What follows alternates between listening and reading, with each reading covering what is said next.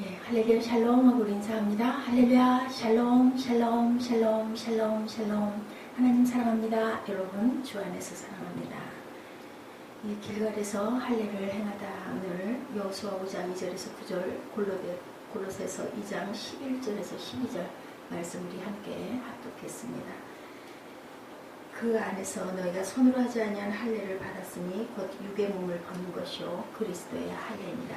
우리의 구원의 선포 하나님께서 귀한 말씀으로 주십니다.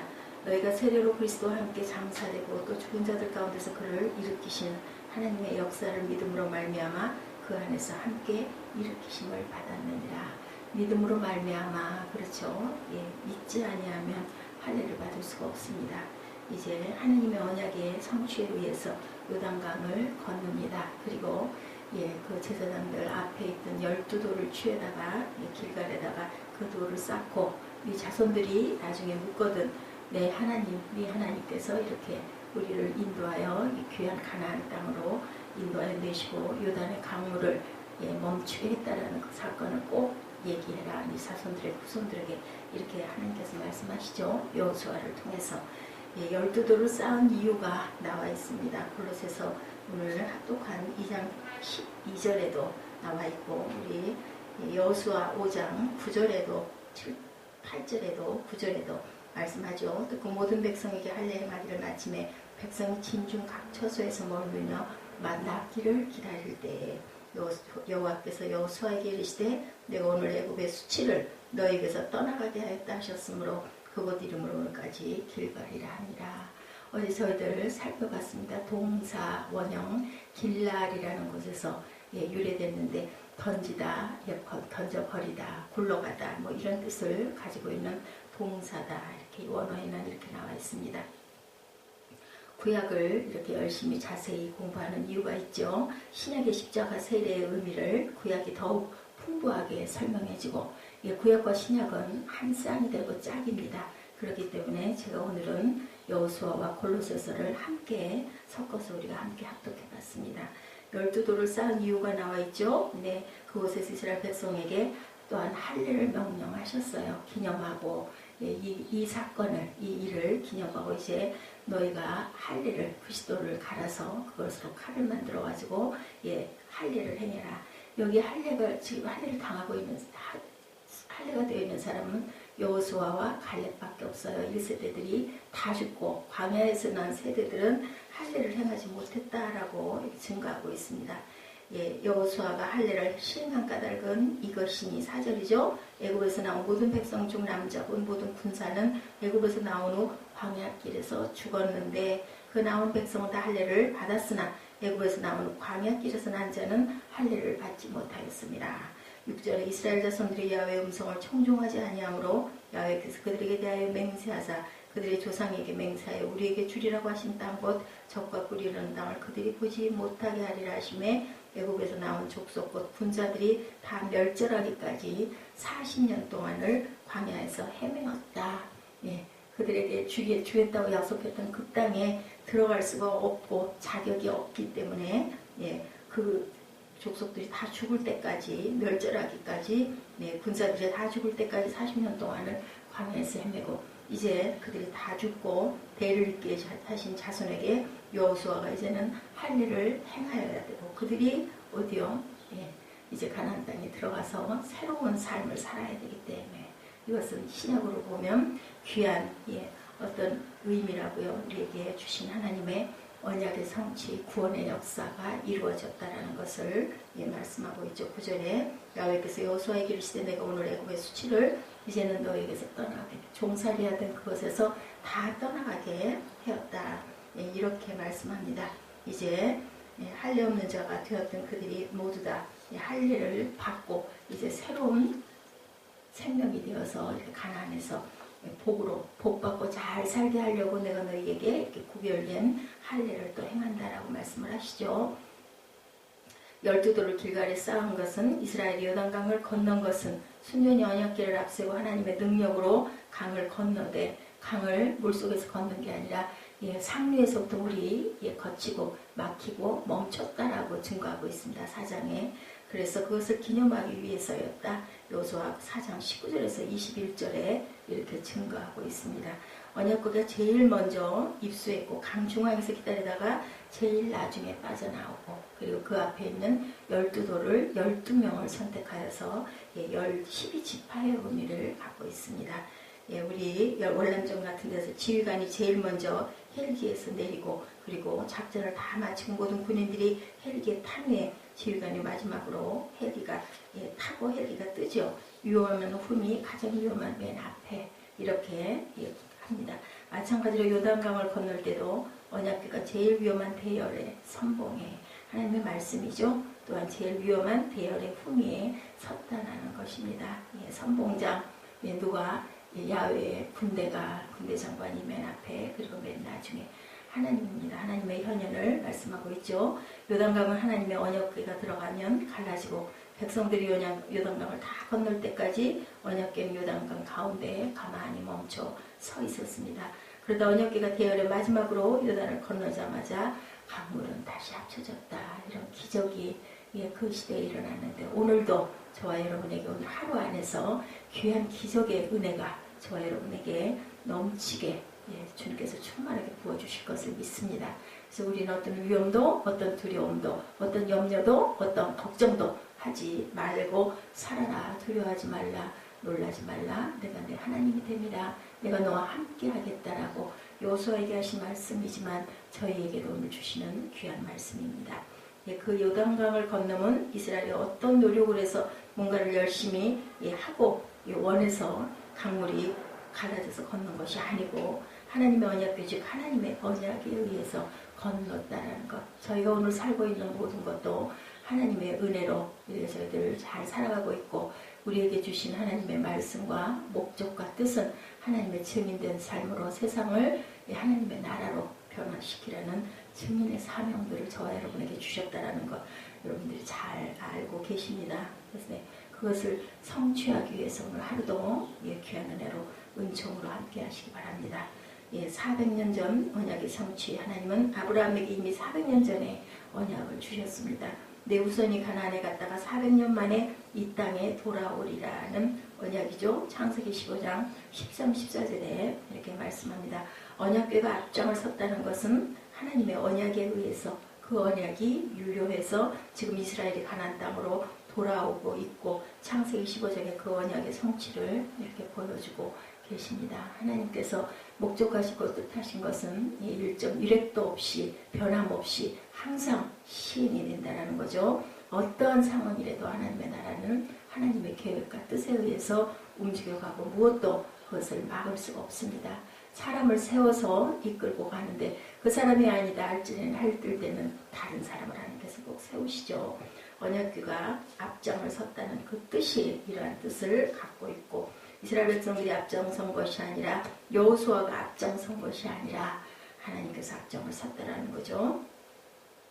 여호수아서 사사기의 가나안 정복 전쟁의 본질은 자기 땅이 없는 노예 민족에게 땅을 주시는 것이 목적이 아니고 하나님의 언약이 주도해서 성취되고 있다는 것을 보여주고 있습니다. 그것이 바로 우리가 살아 있어야 할 목적이라는 건 다시 한번 기억하시기 바랍니다. 그것이 바로 언약궤가 앞장서서 요단을 건너고 강중앙에서 돌 12개를 주어서 서편 길갈에 기념으로 세웠고, 그 지점이 정확하지는 않다고 하죠. 성지순례를 가도 예루살렘도 가나안 땅도 다 있는데, 여리고도 있는데 이 길갈이라는 지점은 그냥 길갈이었다, 이 근처가 그럴 것이다 정도로 알려져 있다고 합니다.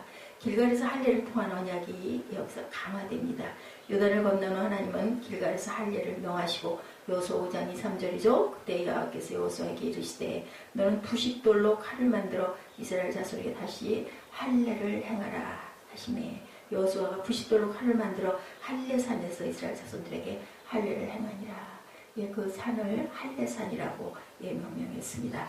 여호수아가 부싯돌로 칼을 만들어 할례산에서 이스라엘 자손들에게 할례를 다 행하고, 그 이제 아프니까 상처가 있기 때문에 거기에서 그것이 치료될 때까지 기다리고 멈추고 있었죠.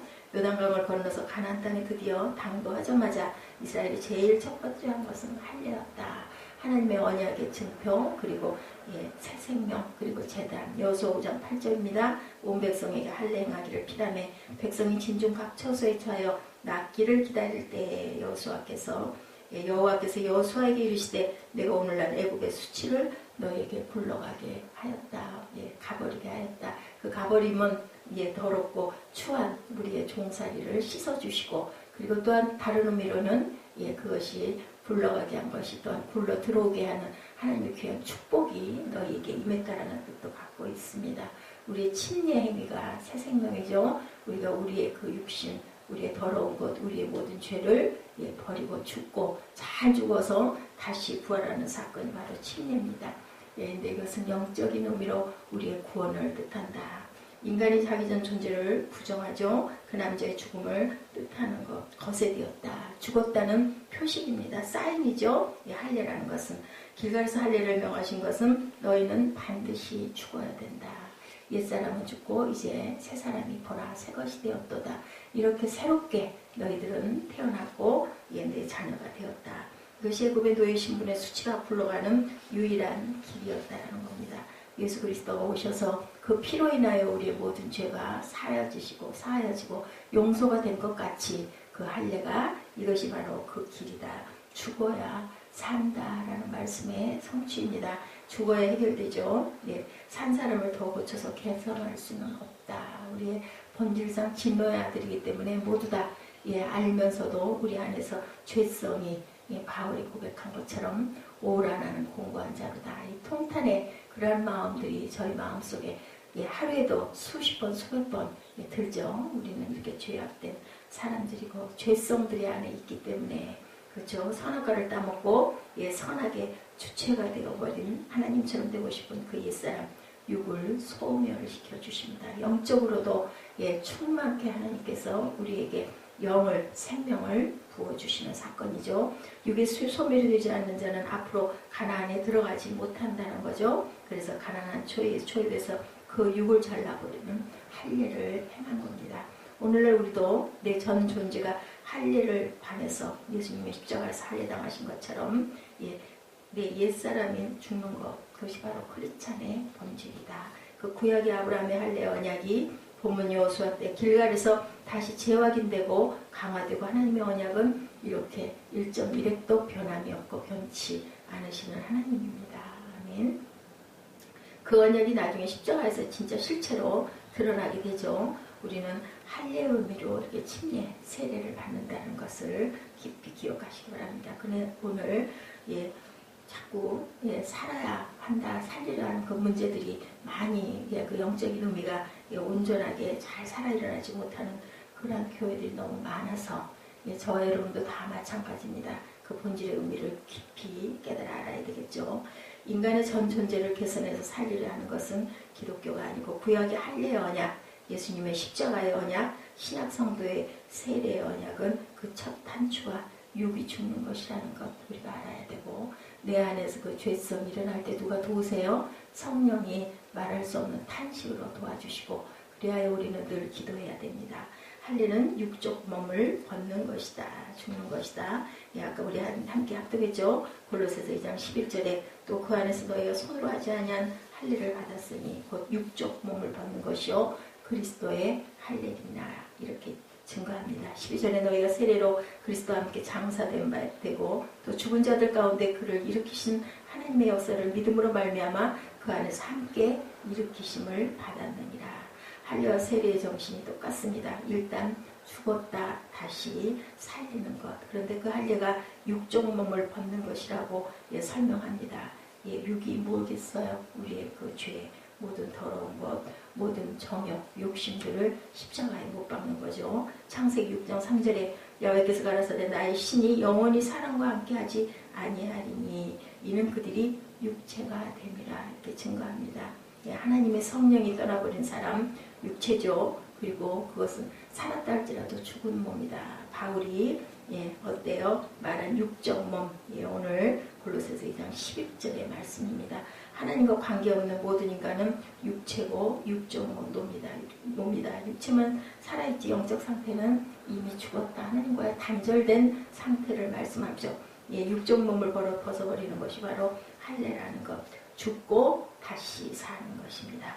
마치 마리암 환자가 암을 성공적으로 제거하고 나면 다시 살아나듯이 할례 죽는 게 아니라 오히려 산다. 잘려나갔기 때문에 다시 살아났다. 그것이 바로 할례라는 것.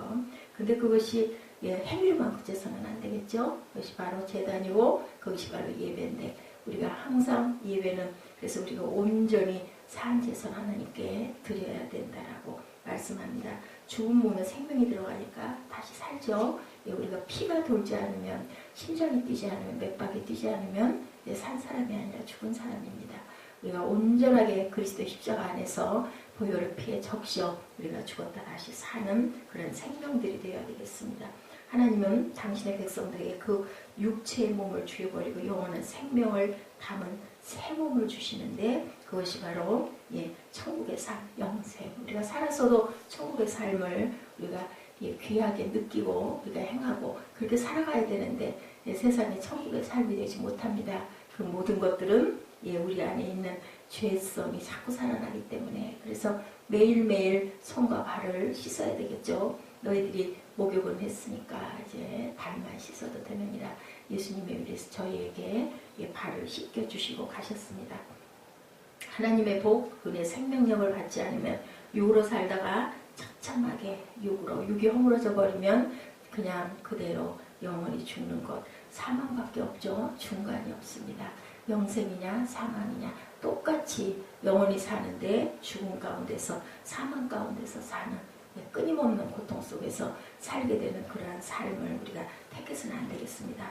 예수의 십자가는 진짜 할례의 언약인데 구약시대 이스라엘이 받았던 할례는 사인으로 죽는 신용만 하는 할례였고 진짜 죽으면 안 되니까 의식이죠. 일단은 의식을 행하게 하십니다. 그것으로 우리가 다시 한번 각오하게 하십니다. 우리가 침례를 통해서 그 의식을 통해서 다시 살아나듯이 우리 침례 받을 때는 그래서 준비해야 되죠. 마음으로 준비하고 이제 나는 내 몸은 죽습니다. 그리고 다시 내가 새로운 몸으로 삽니다 하는 그러한 저희들의 결단이 있어야 되고 그런 기도가 있어야 할 줄로 믿습니다. 의식적으로 그냥 형식적으로 세례받은 것은 온전한 세례라고 볼 수가 없겠죠. 창세기 15장에 하나님의 언약이 십자가에서 이루어지죠.